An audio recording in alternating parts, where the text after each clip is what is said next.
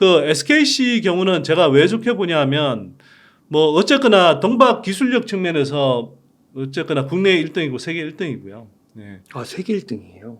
그렇죠. 저 동박 업체가 뭐 전 세계적으로 7, 8개인데 네.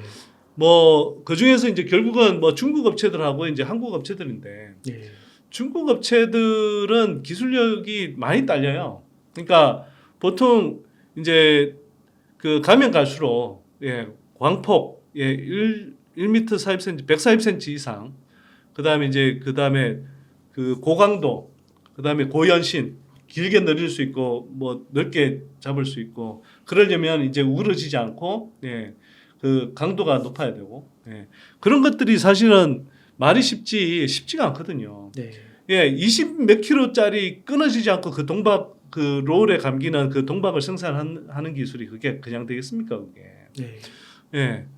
근데 그게 가면 갈수록 지금은 이제 뭐 중국 업체들 동박이 이제 저가 동박이라고 해서 싼 맛에 많이 쓰지만 가면 갈수록 특히 북미처럼 이제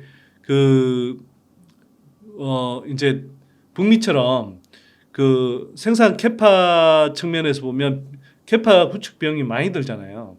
그런 측면에서 보면 이게 그 국내 저 동박 업체들의 고품질 동박을 쓰면 사실 전체 생산 캐파의 약 1% 가량을 비용을 줄일 수가 있거든요. 네. 1%는 그러니까 별거 아니라고 생각할지 모르겠는데 우리 국내 배터리 3사가 저 북미에 지금 구축하려는 캐파들의 규모는 회사별로 최소 수십조 원씩이에요. 다. 네.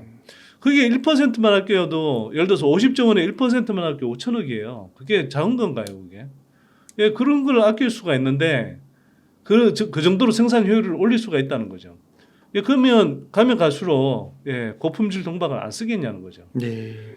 그리고 거기다가 지금 사실 이제 IRA 규정상으로 이제 이 동박은 그 뭐 배터리 컴포넌트든 또는 이제 뭐 구성 소재든 이런 식으로 이렇게 좀 명확하게 규정이 안 돼 있어서 아직은 이제 뭐 저 배터리 3사가 적극적으로 아직은 쓰고 있지는 않으나 또 IRA 세제 혜택을 이제 보완하는 규정에 따라서는 이 동박도 들어갈 수가 있거든요. 네. 뭐 그런 경우가 되면 훨씬 더 이제 급물살을 탈 가능성도 높고 그렇지 않다 하더라도 배터리 셀 업체들의 이제 생산 효율을 올리기 위해서라도 가면 갈수록 국내산 이제 고품질 동박을 쓸 수밖에 없다. 그렇게 보자면 SKC나 롯데에너지 머티리얼즈 이 두 업체의 동박을 쓸 수밖에 없다. 그리고 아까 기술력이 왜 전 세계에서 1, 2다라고 말씀을 드리냐 하면 그거는 테슬라가 이미 입증을 해줬어요. 테슬라가 중국 업체들까지 포함해서 다 그 동박 품질 테스트를 했는데 네. 자기네들 기준을 충족시켜 주는 게 국내에 SKC하고 롯데에너지 매트리얼즈 2개밖에 없었거든요. 그래서 테슬라가 그 어차피 이제 기가 팩토리 짓게 돼 있잖아요. 거기에 동박을 쓰면 SKC 거하고 롯데에너지 머티리얼즈 이 2개밖에 못 씁니다. 자기네들 품질 기준을 만족한 게 그 2개밖에 없으니까. 네. 그건 테슬라가 이미 입증을 해준 거예요, 사실. 네. 그래서 특히 하반기로 가면 갈수록 동박 실적도 이제 올라올 거고 거기에 대해서 이제 제가 SKC를 좋게 보는 건 뭐냐면 앞으로 이제 가면 갈수록 이제 그 반도체 쪽에 그 이제 생산 효율을 올리기 위해서 글라스 기판이라는 걸 쓸 수밖에 없어요. 이 글라스 기판은 2차 전지와는 또 다르게 이게 그 방향으로 갈 수밖에 없는 그래서 그 기존에 이제 유기 기판하고 다르게 이 글라스 기판 쪽으로 이제 이 단위 면적당 훨씬 더 많은 이제 그 기판 그러니까 그 기판을 쓸 수밖에 없기 때문에 그 기본적으로 글라스 기판 쪽으로 가는 것은 대세가 될 수밖에 없고 또 하나의 이제 구조적 성장 아이템이라고 저는 보는 거거든요.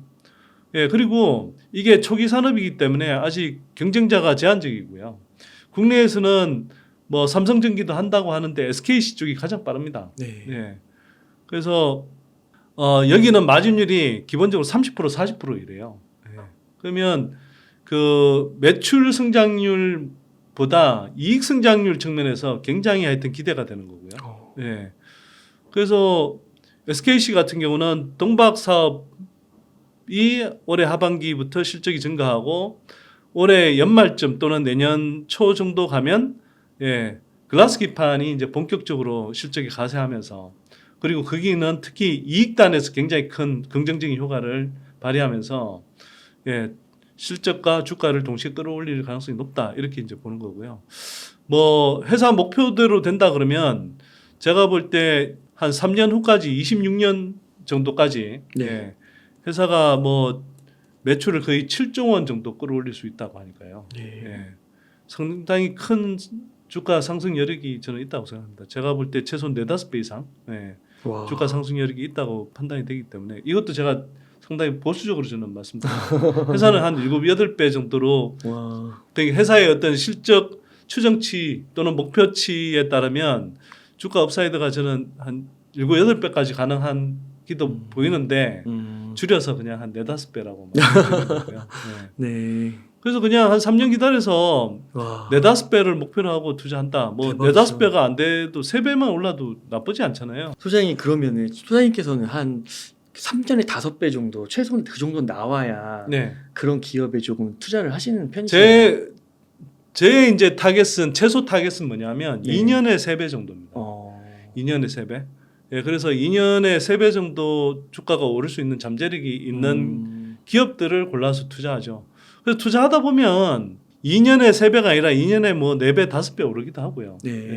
근데 거꾸로 2년에 3배라고 봤는데 실제로는 뭐 2년에 3배가 안 나오고 뭐 2배에 거치거나 또는 심지어는 처음에 판단을 뭔가 잘못해서 수익이 별로 안 나거나 심지어는 뭐 손실 나는 경우도 없지 않아 있죠. 드물지만. 그러나 기본적으로는 대부분 최소 2년에 3배 정도는 주가가 오를 수 있는 잠재력이 있어 보이는 기업들을 고르고요. 그리고 실제로 조금 제가 요즘 와서 가면 갈수록 이제 좀 뭐 목표로 삼는 건 한 2년에 5배, 3년에 2년 내지 3년에 5배 정도 오를 수 있는 그 정도 잠재력은 있어 보일수록 제가 조금 더 매력적이라고 생각합니다. 양극재들도 이제 바닥을 치고 오를 가능성이 높다 이렇게 이해하시는 게 저는 맞다고 생각하고요. 그래서 양극재 쪽 투자하고 계시는 분들은 양극재가 아직 좀 조정 뭐 완전 바닥 구간은 좀 에서는 올라왔지만 여전히 그 양극재가 큰 흐름에서 보면 저는 아직은 뭐 좀 저렴한 구간이라고 생각하기 때문에 양극재도 지금 본격적으로 좀 계속 관심을 가질 필요가 있는 구간이다 이렇게 보는 거죠. 그래서 리튬 관련주들부터 먼저 말씀을 드리면 근데 좀 조심해야 될 게 있어요.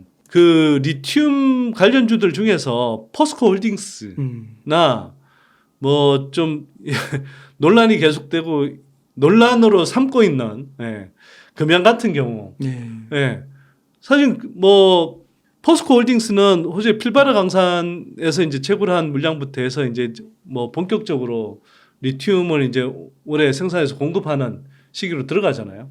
그리고 금양도 제가 예전에 이제 뭐 이해하고 있는 바로는 적어도 올해 하반기부터는 본격적으로 이제 이 채굴에 들어간다고 알고 있거든요. 그래요. 그러면 거기에서 이제 본격적으로 이제 뭐 생산이 나오고 매출이 나올 텐데 이게 리튬 가격이 낮으면 당연히 이제 그 해당하는 리튬을 생산했다 하더라도 매출 규모가 작겠죠.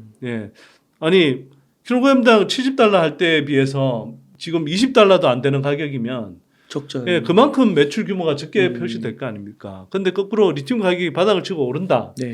그러면 이게 30달러 만약 이제 30달러, 10달러 후반대에서 20달러, 30달러, 뭐 40달러까지 간다고 하면 그만큼 매출 규모도 늘어나고 또 한편으로는 매출 규모가 늘어나면서 당연히 여기 마진 폭이 엄청 커지거든요.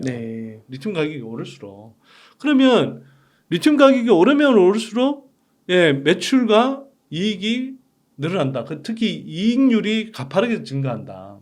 뭐 이렇게 생각하시면 되고요. 그래서 리튬 가격이 바닥을 치고 오를 때 가장 큰 수혜주는 뭐 리튬을 인가공한다, 컨버전한다 뭐 이런 회사들보다 사실은 이렇게 포스코홀딩스나 또는 금양 같은 이런 회사들이 예, 저는 그 수혜 폭이 가장 클 가능성이 높다 이렇게 봅니다. 에코프로 BM, 뭐 포스코 퓨처엠, LG화학, 뭐 코스모 신소재 다 괜찮을까요? 저는 다 괜찮게 보는데 네. 에코프로 BM, 뭐 포스코 퓨처엠, LG화학 다 좋은데 LNF는 네. 이거 뭐 모르겠습니다. 재고자산 평가 손실이 워낙 크게 나서요. 4분기에도 없고 그게 그 지난해 컨퍼런스 콜을 한 거 보면 지난해 한 게 아니라 올 들어서 했나? 올 들어서 하여튼 지난해 4분기 그 실적에 대한 컨퍼런스 콜을 한 거 보면 그게 올해 상반기까지도 그 재고자산 평가 손실이 상당 부분 발생할 것 같다고 그러거든요. 네. 그 LNF가 이제 그 어떤 사업 규모에 비해서 재고자산 평가 손실 부분이 가장 크게 나오기 때문에 그 리스크가 상당히 좀 있을 것 같아요. 예, 그래서 상대적으로 지금 주가가 계속 못 가고 있는 거거든요. 제가 볼 때. 네. 물론 그게 해소가 충분히 되면 또 뭐 잘 갈 여지도 있겠지만 아직은 그 리스크가 이제 충분히 해소되지 않은 구간이기 때문에 좀 조심스럽고요. 나머지 예를 들면 업체들은 저는 뭐 지금 사뒀을 때 2, 3년 관점에서 보면 나쁘지 않다 다들 좋다 이렇게 네. 보는 거고요. 뭐 잘 알겠지만 저는 코스모 신소재를 여전히 탑픽으로 봅니다. 네. 예. 코스모 신소재는 그 기본적으로는 배터리 셀 업체들로부터 사급받는다고 하는데요. 그 뭐 LG 엔솔이든 또는 삼성 SDI 같은 그런 회사들이 그 이른바 이제 그 큰 손들이니까 더 싸게 사올 수 있잖아요. 그래서 싸게 사온 그 리튬을 이제 사급받아서 그걸 이제 일종의 인가공하는 형태로 그 양극재를 만들기 때문에 사실 뭐 지난해 3분기, 4분기도 그렇고 그 일정한 꾸준한 영업이익이 계속 나왔거든요. 네. 근데 거기에 대해서 지금 굉장히 가파르게 이제 캐파 증설을 하고 있는데 지금 그 원래는 올해 연말까지 10만 톤 캐파 구축한다고 그러는데 아마 올해 7, 8월 정도까지 가면 10만 ton 캐파 구축을 할 것 같고요. 그에 이어서 그 올해 하반기 가면 다시 추가로 20만 톤까지 늘리는 그런 또 추가 캐파 증설을 한다고 그래요. 그러니까 굉장히 가파르게 지금 캐파 증설을 한다. 그리고 고객사들의 주문이 계속 이어지고 있다. 네. 뭐 이런 점에서 되게 매력적이고 특히 앞으로 이제 우리 배터리 셀 업체들이 중국 LFP 배터리에 대항해서 가성비 높은 이제 그 중저가 배터리를 생산해야 되는데 그게 핵심 배터리 스펙이 이제 바로 고전압 미드 니켈 배터리거든요. 거기에는 사실 고전압 상태에서도 그 안정적인 양극재를 만들어야 되기 때문에 화재 위험이 이제 낮아지는 그리고 균열이 안 생기는 그 양극재를 써야 되기 때문에 그게 단결정 소입경 양극재를 필수로 써야 되는데 그 단결정 소입경과 관련해서는 국내 양극재 업체들 중에 가장 개발이 빠르고 지금도 가장 좋은 수율을 내고 있어요. 네. 그게 이제 LG 화학을 통해서 이제 최종적으로 LG 엔솔이 들어가는데 그런 측면에서 보면 상당히 수요가 있는 그런 앞으로 수요가 있는 그런 양극재에 대한 기술이 상당히 확보돼 있다. 거기에 대해서 뭐 올해 중에 아마 삼성 SDI든 SK온까지 국내 배터리 3사 모두에 공급하는 업체가 될 가능성이 높다라는 측면에서 보면 올해 가장 리스크가 적으면서도 실적 증가 폭이 뚜렷할 업체이고 주가 상승 모멘텀도 많은 업체다.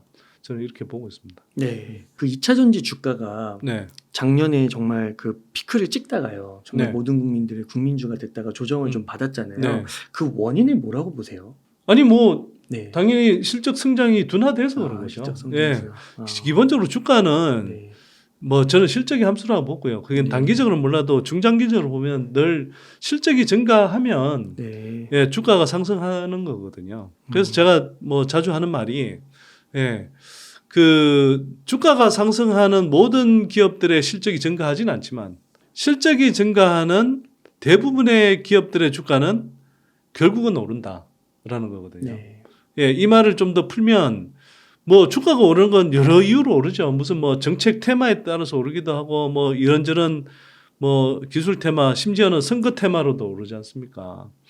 그리고 실체와 상관없이 진짜 어떤 뭐 일정한 수급에 의해서 오르기도 하고요.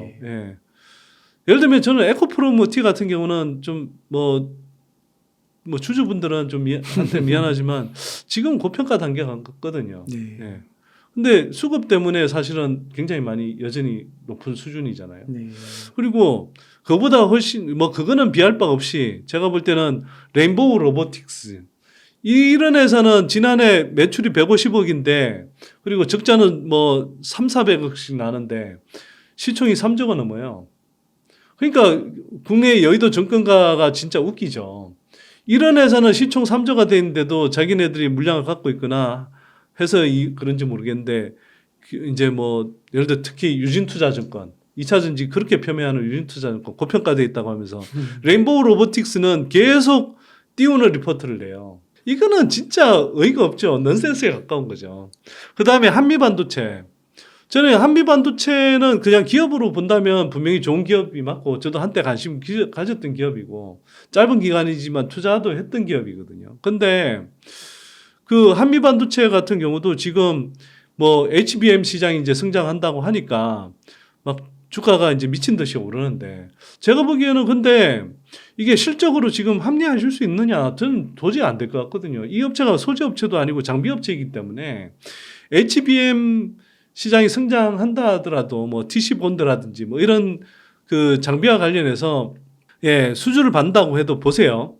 엔캠은 제가 아까 말씀드렸다시피 이게 4,500억 하던 회사가 뭐 올해 1조 5천억, 내년에 3조 6천억, 뭐 내후년에 뭐 5조 4천억 이런 식으로 성장한다라는 회사 그림을 내놓을 수가 있잖아요. 그리고 그게 캐파 구축 일정이나 그러니까 배터리 생산 업체들의 그 캐파 구축 일정에 따라서 상당히 구체적으로 근거가 있어요.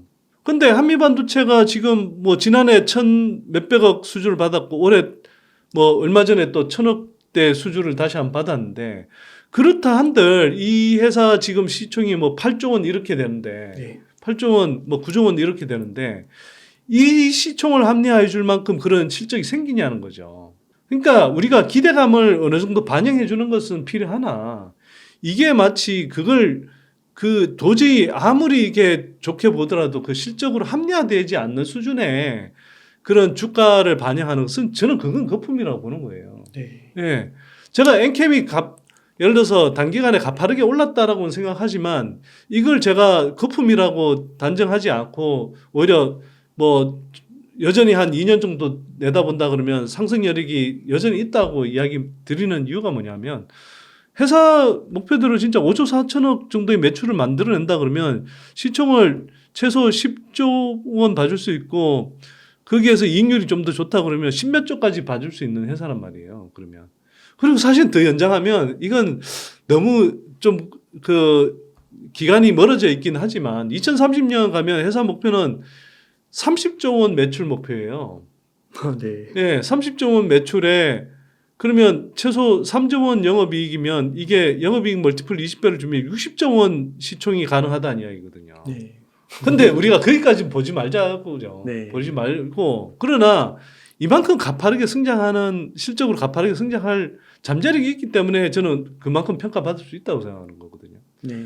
근데 한미반도체는 제가 볼 때 안 그래요. 이게 시장이 성장한다고 하더라도 그 수혜를 이 회사가 정말 지금의 시총을 합리화할 수 있을 만큼 그렇게 되냐. 아니 엔캠은 시총 5조인데 이렇게 5조 4천억 매출을 26년에 만들 수 있지만 한미반도체는 26년에 도대체 얼마의 매출을 만들어서 예, 영업이익을 5천 몇백억씩 올릴 수 있냐고요. 저는 불가능하다고 보거든요. 네. 근데 시총은 엔캠보다 지금 8조 9조 이 정도 되잖아요.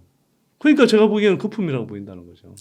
네, 소장님 오늘도 이렇게 귀중한 네. 인사이트 많이 나눠줘서 감사드리고 구체적으로 지금 1억 원 정도 여유 자금 있으면 어떻게 투자하시겠어요?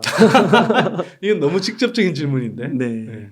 저는 일단 SKC는 투자할 것 같고요. 네. 그 다음에 전액 쪽에서도 조금 덜 오른 종목들 상대적으로 아까 제가 말씀드렸지만 엔캠은 지금 신규 매수하기에는 좀 부담되는 가격 구간인 것 같고요. 네. 뭐 추가로 이제 좀 좋은 호재가 나온다거나 또는 뭐 실적 성장성이 이제 조금 더 뚜렷해지면 다시 이제 뭐 그때 뭐 그리고 조정을 일정하게 받는다고 한다면 그때는 뭐 생각해 볼 수 있을지 모르겠지만 지금은 좀 부담스러운 구간이고 반면에 이제 전액 업체들 중에 상대적으로 조금 덜 오른 업체들을 중장기적인 호흡으로 조금 담을 수도 있을 것 같고요. 네.